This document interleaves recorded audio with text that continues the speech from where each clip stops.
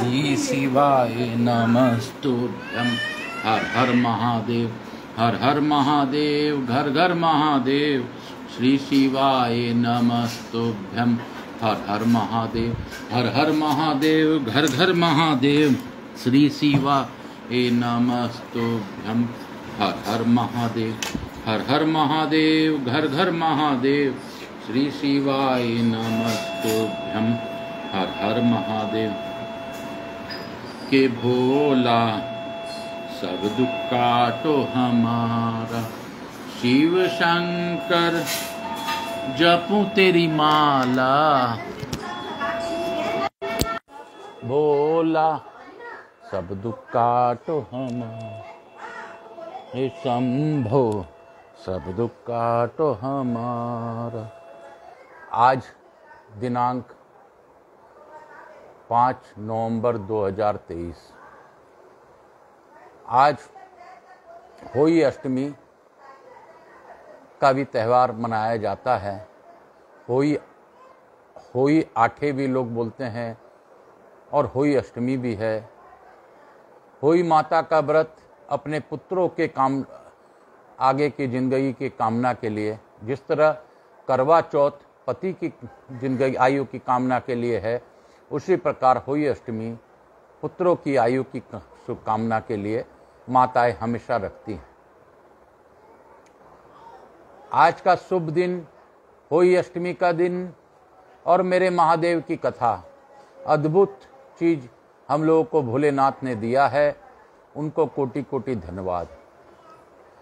यहाँ के स्थान देवता, वास्तु देवता, ग्राम देवता, क्षेत्रपाल देवता, समस्त देवी देवताओं का आह्वाहित करता हूँ, उनको आमंत्रित करता हूँ कि इस शिव महापुराण रूपी गंगा में पधार कर हम लोगों को कृतार्थ करें। गणेश जी महाराज का विशेष रूप से आह्वान करते हुए उनसे अनुरोध करता हूँ कि आप यहाँ पधारें। पधार कर प्रथम पूज्य का उपाधि आपको है, प्रथम पूज्य के भाव से मैं आपका प्रथम पूजा करता हूँ। उसके पश्चात सभी देवी देवताओं का पूजन करते हुए अपने गुरु आचार्य संगत कृष्ण जी महाराज सांवरिया बाबा को नमन करते हुए, उनकी आज्ञा प्राप्त करते हुए भोलेनाथ के समक्ष जाकर भोलेनाथ को शिव परिवार के साथ तम्बरुका जी के रूप में इस कथा को सुनाने का आग्रह करूंगा। उनसे यह भी अनुरोध है कि गौर बिंदोरा बनकर वही जजमान बन जाएं और इस कथा को जजमान रूपी आसन पर ग्रहण कर हमारे को भी कृतार्थ करें और तम्बरुका जी बनकर यह कथा सुने और इससे जन का कल्याण करें। मेरे से जुड़े, मेरे परिवार से जुड़े सभी लोगों को अखंड कृपा बनाए रखें। हर हर महादेव। काल हर दुख हर दारिद्र्य धर कष्ट हर। हर हर महादेव। श्री शिवाय नमस्तुभ्यं। हर हर महादेव। श्री शिवाय नमस्तुभ्यं। हर हर महादेव। शिव शिवाय नमस्तुभ्यं। हर हर महादेव। शिव काशी, शिव काशी, काशी काशी शिव काशी, मोक्ष नगरी काशी की जय। अद्भुत नगरी काशी की जय। शिव काशी, शिव काशी, शिव काशी, मोक्ष नगरी काशी की जय। मोक्ष नगरी काशी की जय। हम लोग युद्ध खंड में आज तीसरे अध्याय में प्रवेश करेंगे और इस प्रकार आज तीसरा अध्याय प्रारंभ होगा। शिव काशी, काशी काशी शिव काशी, मोक्ष नगरी काशी की जय। मैं अपने गुरु सांवरिया बाबा को पुनः नमन करता हूँ। अपनी कुलदेवी केशर सती माता से आह्वान कर उनका आशीर्वाद प्राप्त करते हुए आज शिव के तीर्थ मोक्ष नगरी में मेरे गुरु वहीं विराजित हैं, उनसे प्रार्थना करके उनसे आशीर्वाद लेते हुए बाबा विश्वनाथ का आशीर्वाद प्राप्त कर आज के तृतीय अध्याय में हम लोग प्रवेश करेंगे। हर हर महादेव। बोलो शिव गंगा, काशी काशी गंगा, गंगा गंगा गंगा गंगा, मोक्षदायिनी गंगा की जय। और तृतीय अध्याय।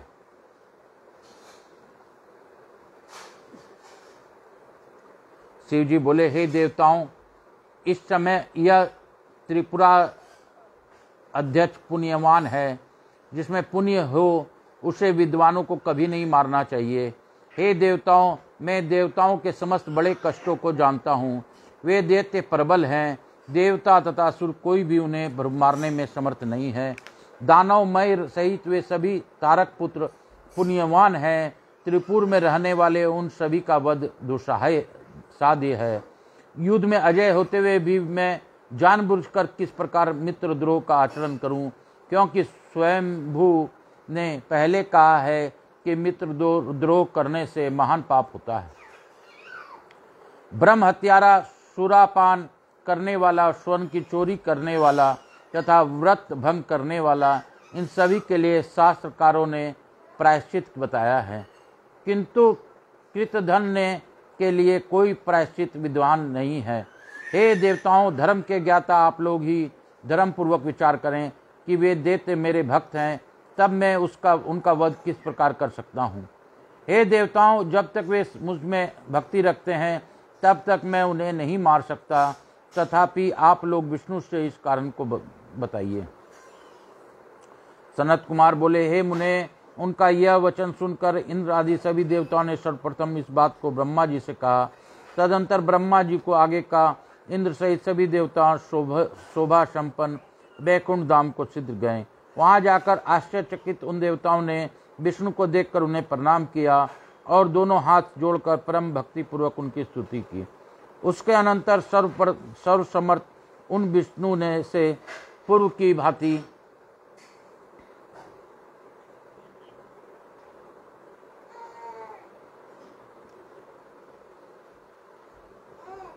अपना दुख को समस्त कारण सिद्ध निवेदित किया।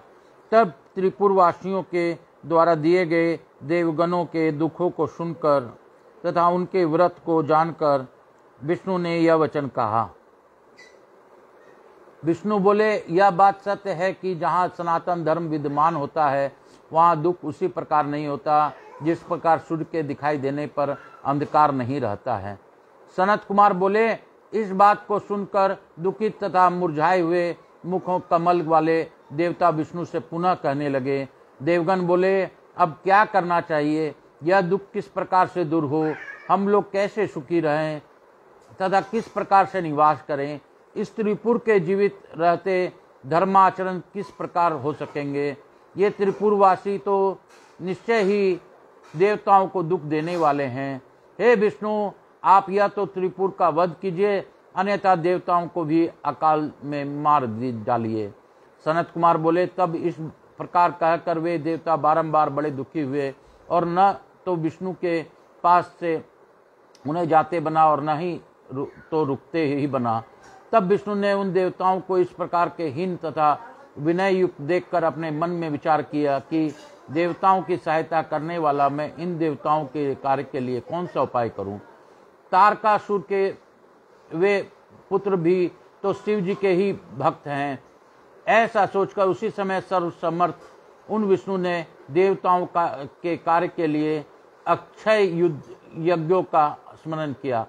उन विष्णु के स्मरण मात्र से वे यज्ञ उसी क्षण सिद्धतापूर्वक वहां आ गए जहां लक्ष्मीपति पुरुषोत्तम विद्यमान थे। उसके बाद उन्होंने हाथ जोड़कर प्रणाम करके यज्ञपति पुराण पुरुष श्री हरि की स्तुति की। तब सनातन भगवान विष्णु ने भी उन सनातन यज्ञों को देखकर पुनः इंद्र सहित देवताओं को और देखकर उनसे कहा। विष्णु बोले, हे देवगण, आप लोग त्रिपुरों के विनाश एवं तीनों लोकों के कल्याण के निर्मित इन यज्ञों द्वारा सदा परमेश्वर का यजन कीजिए। सनत कुमार बोले, देवादिदेव बुद्धिमान विष्णु का वचन सुनकर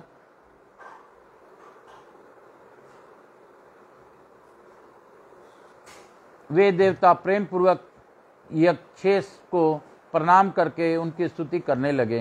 हे मुने, इस प्रकार स्तुति करने के पश्चात संपूर्ण विधियों के ज्ञाता वे देवता यज्ञोक्त विधान से यज्ञ पुरुष का यजन करने लगे।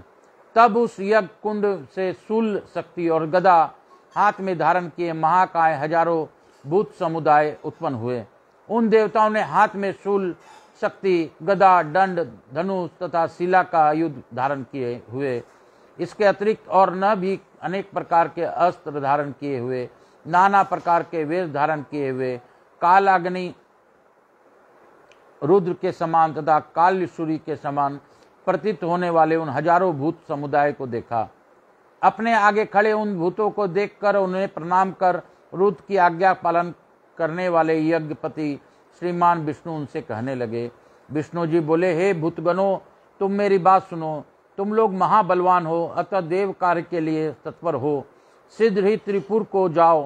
हे भूतगणों, वहां जाकर दैत्यों के तीनों पुरों को तोड़ फोड़ तथा जलाकर पुनः लौट आना। उसके बाद अपने कल्याण के लिए जहां इच्छा हो वहां चले जाना। सनत कुमार बोले, जब भगवान विष्णु की वह बात सुनकर वे भूतगण उन देवादिदेव को प्रणाम कर दैत्यों को त्रिपुर की ओर चले गए। वहां जाकर त्रिपुर में प्रवेश करते ही वे त्रिपुर के अधिपति के तेज से में उसी प्रकार सिद्ध भस्म हो गए जैसे अग्नि में पतंगे भस्म हो जाती है। उनमें जो कोई शेष बचे वे भाग गए और वहां से निकलकर व्याकुल हो सिद्ध विष्णु के समीप चले आए। तब पुरुषोत्तम भगवान हरि उनको देखकर तथा वह सारा वृत्तांत सुनकर और इंद्र सहित सभी देवताओं को दुखी जानकर संतप्त चित्त हो गए और सोचने लगे कि इस समय कौन सा कार्य करना चाहिए। उन दैत्यों के तीनों पुरों को बलपूर्वक नष्ट करके मैं देवताओं का कार्य किस प्रकार करूं। वे इसी चिंता में व्याकुल हो उठे। धर्मात्माओं का अभिचार में भी नाश नहीं होता, इसमें संशय नहीं है। ऐसा श्रुति के आचार को प्रमाणित करने वाले शंकर जी ने स्वयं कहा है, हे श्रेष्ठ देवताओं, त्रिपुर में रहने वाले वे सभी देवते बड़े धर्मनिष्ठ हैं, इसलिए सर्वथा अवध्य हैं। यह बात असत्य नहीं है। वे महान पाप करके भी रुद्र की अर्चना करते हैं, इसलिए सभी प्रकार के पापों से वैसे ही मुक्त हो जाते हैं जैसे पद्म पात्र जल से पृथक रहता है। हे देवताओं, रुद्र की अर्चना से सभी कामनाएं पूर्ण होती है और पृथ्वी के अनेक प्रकार के भोग एवं संपत्तियां वशीभूत हो जाती है। अतः लिंगार्चन परायण में ये देवते इस लोक में अनेक प्रकार की संपत्ति का भोग कर रहे हैं। हे और परलोक में भी उन्हीं मोक्ष का प्राप्त होगा। फिर भी मैं अपने माया से उन दैत्यों को धर्म में विघ्न डालकर देवताओं की कार्य सिद्धि के निमित्त क्षण भर में त्रिपुर का संहार करूंगा। इस प्रकार विचार करने के पश्चात वे भगवान पुरुषोत्तम उन दैत्यों के धर्म में विघ्न करने के लिए तत्पर हो गए। जब तक उनमें वेद के धर्म है, जब तक वे शंकर की अर्चना करते हैं और जब तक वे पवित्र कृत्य करते हैं, तब तक उनका नाश नहीं हो सकता। इसलिए अब ऐसा उपाय करना चाहिए कि वहां से वेद धर्म चला जाए, तब वे दैत्य लिंगार्चन त्याग देंगे, इसमें संदेह नहीं। ऐसा निश्चय करके विष्णु जी ने उन दैत्यों के धर्म में विघ्न करने के लिए श्रुति खंडन रूप उपाय किया। इसके बाद त्रैलोक्य रक्षण के लिए शिव के द्वारा दिष्ट देव सहायक उन विष्णु ने शिव को आज्ञा से देवताओं से कहा। विष्णु जी बोले, हे देवो, इस समय आप सभी लोग निश्चित रूप से अपने घरों को चले जाएं। मैं अपने बुद्धि के अनुसार देवताओं के कार्य अवश्य करूंगा, इसमें संदेह नहीं है। मैं बड़े यत्न से उन्हें रुद्र की अवश्य विमुख करूंगा और तब शिव जी ने अपने शक्ति से रहित जानकर उन्हें भस्म कर देंगे। सनत कुमार बोले, हे मुने, तब वे देवगण विष्णु की आज्ञा के सिर पर धारण कर कुछ निश्चित हुए और फिर ब्रह्मा के द्वारा सुवासित होने पर प्रसन्न हो अपने अपने स्थानों को चले गए। इसके बाद विष्णु ने देवताओं के लिए जो उत्तम उपाय किया उसे आप भली बातें सुनिए। वह सभी पापों को नाश करने वाला है। इस प्रकार श्री शिव महापुराण अंतर्गत दूत संहिता के पंचम युद्ध खंड में त्रिपुर वधो उपाख्यान वर्णन अंतर्गत भूत त्रिपुर धर्म वर्णन नामक तीसरा अध्याय पूर्ण हुआ। बोलो शंकर भगवान की जय। बोलो काशी विश्वनाथ की जय। काशी काशी शिव काशी मोक्ष नगरी काशी की जय। मोक्ष नगरी काशी की जय। मोक्ष नगरी काशी की जय। काशी काशी शिव काशी, काशी काशी शिव काशी, हर हर महादेव। अर्थ चतुर्थो अध्याय। सनत कुमार बोले, उन महातेजस्वी विष्णु ने उनके धर्म में विघ्न उत्पन्न करने के लिए अपने ही शरीर द्वारा एक मायामय मुनि रूप पुरुष को उत्पन्न किया। वह अपने सिर मुड़ाए हुए मलिन वस्त्र धारण किए हुए हाथ में एक गुम्फिफ काष्ठ का पात्र लिए हुए दूसरे हाथ में झाड़ू लिए हुए तथा अपने पग पग पर बुहारी करता हुआ हस्त परिमाण का वस्त्र अपने मुख पर लपेटे हुए विकल वाणी से धर्म धर्म इस प्रकार कह रहा था। वह विष्णु को प्रणाम कर उनके आगे स्थित हो गया। उसके बाद उसने हाथ जोड़कर पूज्य अच्युत विष्णु से वह यह वचन कहा, हे अरिहन शत्रुनाशक, मैं क्या करूं, उसके लिए आज्ञा दीजिए। हे देव, मेरे क्या क्या नाम होंगे। हे प्रभु, मेरे स्थान का जो भी निर्देश कीजिए। इस प्रकार उसका यह शुभ वचन सुनकर भगवान विष्णु प्रसन्नचित होकर यह वचन करने लगे। विष्णु जी बोले, मेरे शरीर से उत्पन्न हे महाप्राज्ञ, मैंने जिसके लिए तुम्हारा निर्माण किया है उसे सुनो। मैं कह रहा हूँ तुम मेरा ही रूप हो, इसमें संदेह नहीं है। मेरे शरीर से उत्पन्न हुए तुम मेरे कार्य करने के समर्थ हो। तुम मुझसे अभिन्न हो, इसलिए लोक में सदा पूजे होगे, इसमें संशय नहीं है। तुम्हारा नाम अरिहन होगा, तुम्हारा अन्य भी शुभ नाम होंगे। मैं तुम्हारे स्थान को बाद में बताऊंगा। इस समय मेरा प्रस्तुत कार्य आदर से सुनो। हे मायावी, तुम 16,000 श्लोकों द्वारा एक शास्त्र प्रयत्न पूर्वक बनाओ, जो मायामय श्रुति स्मृति से विरुद्ध, वर्णाश्रम धर्म से रहित, अपभ्रंश शब्दों में से युक्त और कर्मवाद पर आधारित हो। आगे चलकर उसका विस्तार होगा। मैं तुम्हें उस शास्त्र के निर्माण का सामर्थ्य देता हूँ। अनेक प्रकार की माया भी तुम्हारे अधीन हो जाएगी। ओ परमात्मा श्री विष्णु का वचन सुनकर वह मायावी प्रणाम कर जनार्दन से कहने लगा। मुंडी बोला, हे देव, मुझे जो करना है उसे सिद्ध बताइए। हे प्रभु, आपकी आज्ञा से सारा कार्य सिद्ध होगा। सनत कुमार बोले, मुंडी के द्वारा ऐसा कहे जाने पर भगवान ने उस मायामय शास्त्र पढ़ाया और बताया कि स्वर्ग नरक की प्रतीति यहीं पर है, इसमें संदेह नहीं है। इसके बाद विष्णु ने शिव जी के चरण कमल का स्मरण करके उससे पुनः कहा कि तुम त्रिपुर में रहने वाले उन समस्त दैत्यों को मोहित करो, तुम उन्हें दीक्षित करो और प्रयत्न पूर्वक इस शास्त्र का पढ़ाओ। हे महामते, मेरी आज्ञा के कारण तुम्हें ऐसा करने से दोष नहीं लगेगा। हे यते, इसमें संदेह नहीं है कि वहाँ स्रोत स्मार्त धर्म प्रकाश कर रहे हैं, किंतु तुम इस विद्या के द्वारा उन सभी को धर्म से च्युत करो। हे मुंडिन, अब तुम उन त्रिपुरवासियों के विनाश के लिए जाओ और तमोगुनी धर्म को प्रकाशित कर तीनों पुरों का नाश करो। हे विभो, इसके बाद वहां से मरुस्थल में जाकर कलयुग के आने तक वहीं अपने धर्म के साथ निवास करना, और उस युग के आ जाने पर तुम शिष्य प्राश्चियों के साथ अपने धर्म का प्रचार करना, और उसी का व्यवहार मेरी आज्ञा से तुम्हारे इस धर्म का निश्चित रूप से विस्तार होगा तथा मेरे आज्ञा से तत्पर होकर तुम मेरी गति प्राप्त करोगे। इस प्रकार देवादिदेव शंकर की आज्ञा से सर्वसम्मत विष्णु ने उस हृदय से आदेश दिया है। उसके बाद विष्णु जी अंतर्ध्यान हो गए। उसके बाद उस मुंडी ने विष्णु की आज्ञा का पालन करते हुए उस समय अपने रूप के अनुसार 4 शिष्यों का निर्माण किया और उन्हें स्वयं मायामय शास्त्र पढ़ाया। जैसा वह स्वयं था उसी प्रकार के 4 शुभ मुंडी भी थे। वे परमात्मा श्री विष्णु को नमस्कार कर वहीं पर स्थित हो गए। हे मुने, तब शिव की आज्ञा का पालन करने वाले श्री विष्णु भी परम प्रसन्न होकर उन 4 शिष्यों में स्वयं कहा, जैसे तुम लोगों के गुरु हैं वैसे ही मेरी आज्ञा से तुम लोग भी बनो। तुम लोग धन्य हो और इस लोक में सद्गति प्राप्त करोगे, इसमें संदेह नहीं है। उसके बाद वे 4 मुंडी हाथ में पात लिए, नासिका पर वस्त्र बांधे, मलिन वस्त्र धारण किए हुए, अत्याधिक न बोलते हुए, धर्म ही लाभ तथा परम तत्व है ऐसा अति हर्षपूर्वक कहते हुए, वस्त्र के छोटे छोटे टुकड़े से बने हुए मार्जनी धारण किए हुए और जीव हिंसा के भय से धीरे धीरे चलते हुए विचरण करने लगे। हे मुने, तब वे सभी प्रसन्न होकर देवादिदेव श्री विष्णु को नमस्कार कर उनके आगे स्थित हो गए।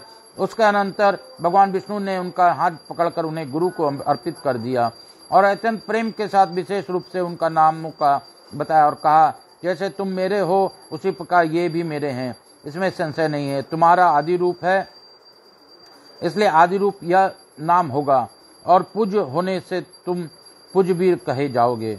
ऋषि, यति, क्रिय एवं उपाध्याय हैं, ये नाम भी तुम लोग प्रसिद्ध होगे। तुम लोगों को मेरे भी शुभ नाम को ग्रहण करना चाहिए। अरिहन, यह मेरा नाम ध्यान योग्य तथा पाप नाशक है। अब आप लोगों को लोक कल्याणकारी कार्य करते रहना चाहिए। लोक के अनुकूल आचरण करते हुए तुम लोगों को उत्तम गति होगी। सनत कुमार बोले, उसके बाद विष्णु को प्रणाम करके वह मायावी अपने शिष्यों के साथ प्रसन्नता पूर्वक सिद्ध शिव के इच्छा के अनुसार कार्य करने वाला त्रिपुर के पास गए। महामायावी विष्णु द्वारा प्रेरित व जितेंद्रिय ऋषि त्रिपुर में सिद्ध प्रविष्ट होकर मायाचार करने लगा। उसने शिष्यों के सहित नगर के उपवन में निवास कर बड़े बड़े मायावियों को मोहित करने वाली माया फैलाई। हे मुने, तब शिव जी के अर्चन के प्रभाव के कारण उसका माया त्रिपुर में सहसा न चल सकी तो यति व्याकुल हो उठा। उसके बाद उत्साहहीन तथा चेतना रहित उसके दुखी मन से विष्णु का स्मरण किया और हृदय से उनकी स्तुति की। उसके द्वारा स्मरण किए जाने पर श्री विष्णु जी ने हृदय में शंकर जी का ध्यान किया और उनका आज्ञा प्राप्त कर सीधी मन से नारद जी का स्मरण। विष्णु जी के स्मरण करते नारद जी उपस्थित हुए और उन्हें प्रणाम कर तथा उनके स्तुति कर हाथ जोड़े हुए वे उनके आगे खड़े हो गए। तब बुद्धिमानों में श्रेष्ठ विष्णु जी ने नारद जी से कहा, आप तो सर्वदा लोकोपकार में निरत तथा देवताओं का कार्य करने वाले हैं। हे तात, मैं शिव जी की आज्ञा से कहता हूँ कि आप सिद्ध त्रिपुर में जाएं। उस पुर के निवासियों को मोहित करने के लिए एक ऋषि अपने शिष्यों के साथ वहां गए हैं। सनत कुमार बोले, उनका यह वचन सुनकर मुनि श्रेष्ठ नारद जी बड़ी सिद्धता से वहां गए जहां मायावियों से श्रेष्ठ वह ऋषि था। नारद जी भी बड़े मायावी थे। उन्होंने मायावी प्रभु विष्णु की आज्ञा से उस पुर में प्रवेश कर उस मायावी से दीक्षा ग्रहण कर ली। उसके बाद नारद जी ने त्रिपुराधिपति के पास जाकर उसका कुशल मंगल आदि पूछकर राजा से सारा वृत्तांत कहा।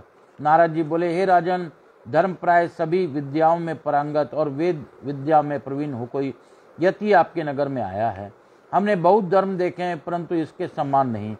इसके सनातन धर्म को देखकर हमने इससे दीक्षा ले ली है। अतः हे दैत्य सतम, हे महाराज, यदि आपकी भी इच्छा इस धर्म में हो तो आप भी इस धर्म को दीक्षा ग्रहण कर लें।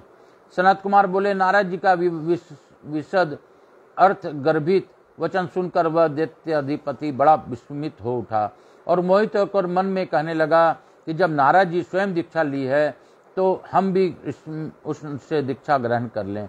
ऐसा सोचकर वह स्वयं वहां गया। उसके स्वरूप को देखकर उसकी माया से मोहित दैत्य ने उस महात्मा को नमस्कार करके वह यह वचन कहा। त्रिपुराधिप बोला, पवित्र अंतकरण वाले हे ऋषि, आप मुझे भी दीक्षा दीजिए, मैं आपका शिष्य बनूंगा। यह सत्य है, इसमें संशय नहीं है।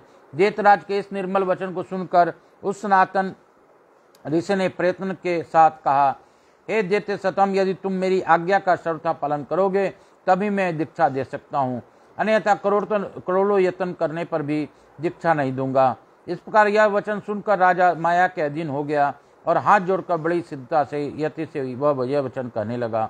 दैत्यराज बोला, आप जैसी आज्ञा देंगे मैं वैसा ही करूंगा, उसके विपरीत नहीं करूंगा। मैं आपकी आज्ञा का उल्लंघन नहीं करूंगा।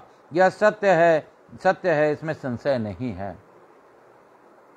सनत कुमार बोले, त्रिपुराधिपति का यह वचन सुनकर उस ऋषि श्रेष्ठ ने अपने मुख से वस्त्र हटाकर उसमें कहा, हे दैत्येंद्र, आप सभी धर्मों में परम उत्तम उस दीक्षा के ग्रहण कीजिए जिस दीक्षा के विधान से तुम कृतार्थ हो जाओगे।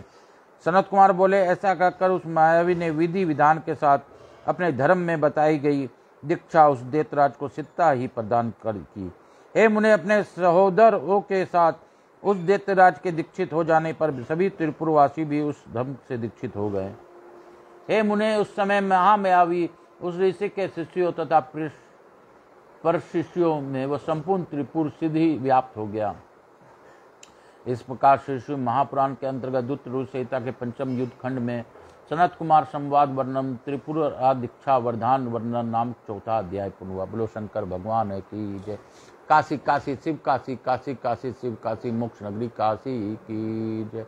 भोला सब दुख काटो हमारा, शिव शंकर जपू तेरी माला, बाबा भोला जपू तेरी माला, के भोला सब दुख काटो हमारा, हे शंभु सब दुख काटो हमारा, हे कैलासी सब दुख काटो हमारा, हे काशी के वासी सब दुख काटो हमारा, हे शंभो सब दुख काटो हमारा, हे विश्वनाथ सब दुख काटो हमारा, हे जगन्नाथ सब दुख काटो हमारा।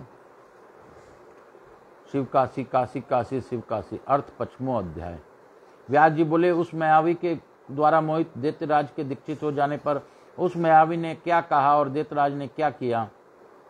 सनत कुमार बोले, उस दीक्षा को देकर नारादई शिष्यों के द्वारा सेवित चरण कमलों वाले अरिहन यति ने दैत्यराज से कहा। अरिहन बोले, हे दैत्यराज, मेरे वचन को सुनो, जो वेदांत का सार सर्वोच्च परमोत्तम तथा रहस्यमय है। यह संसार कर्ता तथा कर्म से रहित है और अनादिकाल में स्वयं सिद्ध है।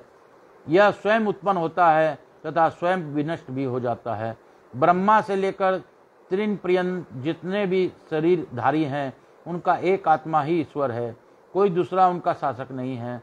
जिस प्रकार हम शरीरधारियों के नाम हैं, उस प्रकार ब्रह्मा, विष्णु तथा महेश आदि ये उन नामधारियों के हैं। अनादि तो एक अरिहन ही है। जिस प्रकार हम लोगों का शरीर समय आने पर नष्ट हो जाता है, उसी प्रकार ब्रह्मा से लेकर मच्छर तक का शरीर अपने समय से नष्ट हो जाया करता है। विचार करने पर ज्ञात होता है कि शरीर में कहीं भी कोई विशेषता नहीं है, क्योंकि सभी जीवधारियों में आहार, मैथुन, निद्रा तथा भय समान है। सभी शरीरधारी निराहार रहने के उपरांत भोजन प्राप्त करने पर समान रूप से तृप्त होते हैं, कम या अधिक नहीं। जैसे जब हम प्यासे होते हैं तब प्रसन्नतापूर्वक जल पीकर तृप्त होते हैं, उसी प्रकार अन्य प्राणी भी तृप्त होते हैं। किसी भी न्यूनाधिक्य नहीं होता। रूप लावण्य से युक्त चाहे सहस्त्रों स्त्रियां क्यों न हो, किंतु सहवास काल में एक ही स्त्री का उपभोग संभव है। अनेक प्रकार के घोड़े चाहे 100 हों चाहे 1000 हों, किंतु अपने अधिरोहण के समय एक का ही उपयोग संभव है, दूसरे का नहीं। निद्रा काल में पलंग पर सोने वाले को जो सुख प्राप्त होता है, वही सुख निद्रा से व्याकुल हो पृथ्वी पर सोने वाले को भी प्राप्त होता है। जैसे हम शरीरधारियों को मरने का भय है, उसी प्रकार ब्रह्मा से लेकर कीट प्रयत्न सभी को मृत्यु से भय होता है।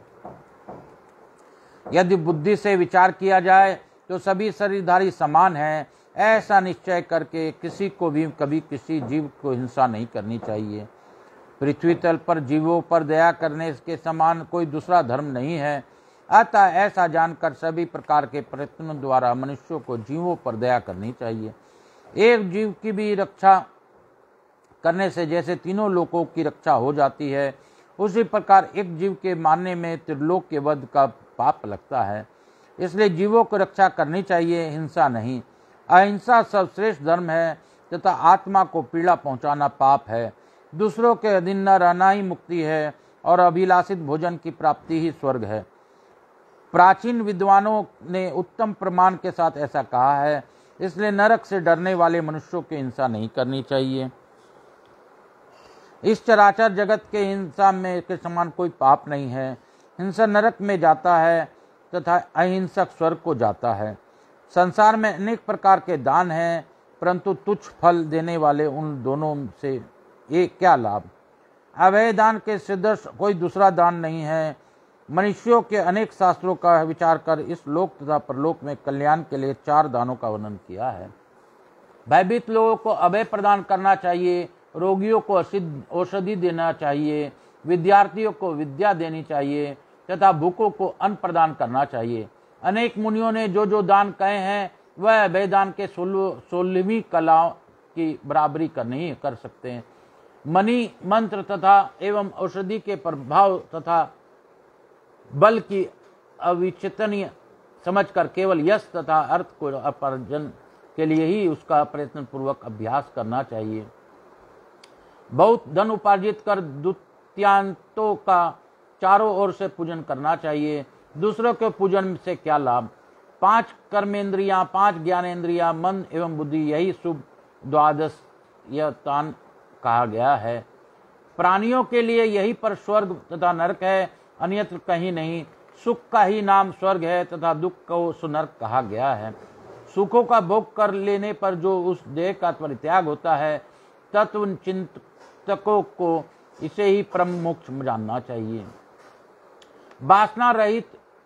वासना सहित समस्त क्लेशों उसको नष्ट हो जाने पर अज्ञान के नाश को तत्व चिंतकों के मोक्ष जानना चाहिए। वेद वेता इस श्रुति के प्रमाणिक कहते हैं कि किसी भी प्राणी की हिंसा न करें। हिंसा में परिवर्तन करने वाले अन्य कोई श्रुति उपलब्ध नहीं है। अग्नोष्टमादि यज्ञों में समृद्ध जो पशुवल्लभन श्रुति है, वह तो भ्रम उत्पन्न करने वाली है और सज्जनों के लिए है। पशुवध से संबंधित श्रुति तो ज्ञानियों के लिए प्रमाण नहीं है।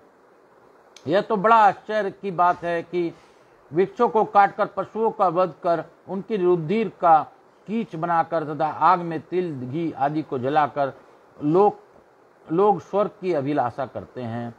इस प्रकार इस त्रिपुराधिपति के अपना विचार कहकर समस्त त्रिपुरवासियों को सुनाकर वह यह यति आदर के वेदों में विपरीत देह मात्र को सुख देने वाले और प्रत्यक्ष पर ही विश्वास करने वाले धर्मों का पुनः वर्णन करने लगा।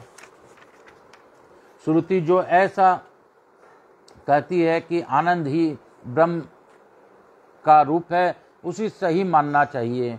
अनेक धर्मों की कल्पना मिथ्या है। जब तक यह शरीर स्वस्थ है तब तक इंद्रियां निर्बल नहीं होती, और जब तक वृद्धावस्था दूर है तब तक सुख का भोग करते रहना चाहिए। अस्वस्थ हो जाने पर, इंद्रियों के विफल हो जाने पर एवं वृद्धावस्था आ जाने पर सुख की प्राप्ति किस प्रकार से हो सकती है? इसलिए सुख चाहने वालों को अपने शरीर भी याचना करने वाले को प्रदान देनी चाहिए। जिसका जन्म मांगने वालों को मनोवृत्ति के प्रसन्न करने के लिए नहीं हुआ, उसी से यह पृथ्वी भार युक्त है, समुद्रों, पर्वतों तथा वृक्षों से नहीं। यह शरीर सिद्ध ही नष्ट हो जाने वाला है तथा संचित धन विनिष्ट हो जाने वाला है। ऐसा जानकर ज्ञानवान को देह सुख का उपाय करते रहना चाहिए। यह शरीर कुत्तों, कौवों तथा कीटों को प्रातःकालीन भोजन है और शरीर अंत में भस्म होने वाला है, ऐसा वेद में ठीक ही कहा गया है। लोकों में जाति कल्पना व्यर्थ ही की गई है। सभी मनुष्य समान हैं, तो कौन उच्च है और कौन नीच है? प्राचीन पुरुष कहते हैं कि सृष्टि के आदि में ब्रह्मा उत्पन्न हुए। उनके विख्यात दक्ष तथा मरीचि 2 पुत्र उत्पन्न हुए। जब मरीचि पुत्र कश्यप ने दक्ष की सुंदर नेत्र वाली 13 कन्याओं से धर्मपूर्वक विवाह किया, तो फिर इस समय में अल्प बुद्धि तथा अल्प पराक्रम वाले लोगों के द्वारा यह गम्य है, यह अगम्य है, ऐसा विचार व्यर्थ ही किया जाता है। मुख, बाहु, जंघा एवं चरण में से 4 वर्ण उत्पन्न हुए हैं। पूर्व पुरुषों ने यह कल्पना की है, जो कि विचार करने पर विचार ठीक नहीं लगती है। एक ही पुरुष से एक ही शरीर में से यदि 4 पुत्र उत्पन्न हुए, तो वे विभिन्न भिन्न वर्णों के किस प्रकार हो सकते हैं? अतः वर्ण एवं अवर्ण का यह विभाग उचित नहीं प्रतीत होता है, और इसलिए किसी को भी मनुष्य कोई भेद नहीं मानना चाहिए।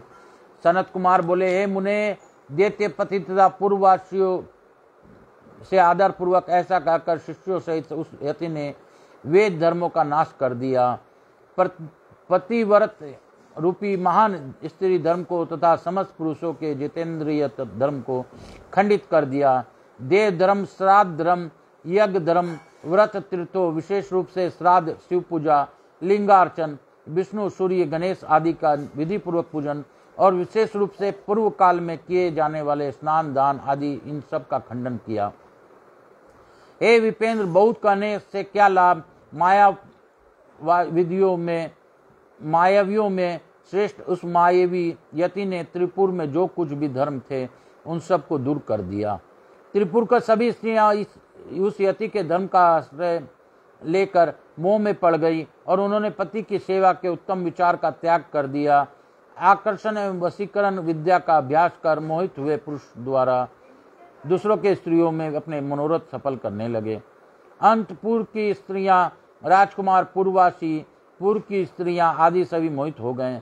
इस प्रकार सभी पूर्ववासियों के अपने धर्म से सर्वथा विमुख हो जाने पर अधर्म की वृद्धि होने लगी।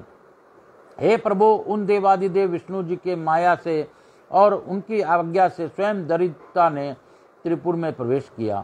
उन लोगों ने जिस महालक्ष्मी को तपस्या के द्वारा श्रेष्ठ देवेश्वर से प्राप्त किया था, प्रभु ब्रह्मदेव की आज्ञा से उन्हें छोड़कर वह बाहर चली गई। इस प्रकार विष्णु की माया से निर्मित उस प्रकार के बुद्धि मोह को उन्हें क्षण भर में देकर वे नारद जी के कृतार्थ हो गए। उन नारद ने भी उस मायावी जैसा रूप धारण कर लिया था, फिर भी परमेश्वर के अनुग्रह से वे विकार युक्त नहीं हुए।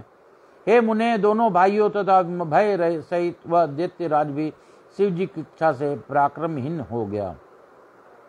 इति श्री शिव महापुराणे द्वितीयाया रोज सहित आया पंचमे युद्ध खंडे त्रिपुर मोहनम नाम पंचमो अध्याय। इस प्रकार श्री शिव महापुराण के अंतर्गत दूत रोज संहिता के पंचम युद्ध खंड के त्रिपुर मोहन वर्णन नामक 5वां अध्याय पूर्ण हुआ। बोलो शंकर भगवान है की जय।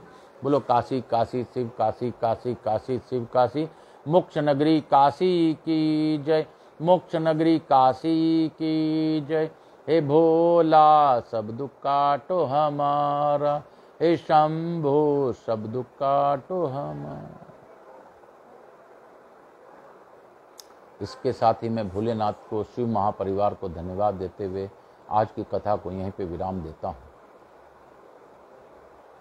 मैं यहाँ के स्थान देवता, वास्तु देवता, ग्राम देवता, सभी आवाहित सभी देवी देवताओं को धन्यवाद देते हुए गणेश जी, लक्ष्मी जी महारानी, रिद्धि सिद्धि, शुभ लाभ, शिव महापरिवार के साथ कुबेर जी महाराज हमारे यहाँ विराजमान रहकर मुझ पर और सभी लोगों पर अखंड कृपा बनाए रखें। बाकी आवाहित सभी देवी देवता अपने अपने स्थान को गमन करें और पुनः बुलाने पर फिर पधारें। और मैं अपने महादेव भोलेनाथ का भी धन्यवाद देता हूँ कि तमरुका जी के रूप में उन्होंने यह कथा सुनी और गौर बिंदोरा के रूप में जजमान बनकर यह कथा श्रवण की।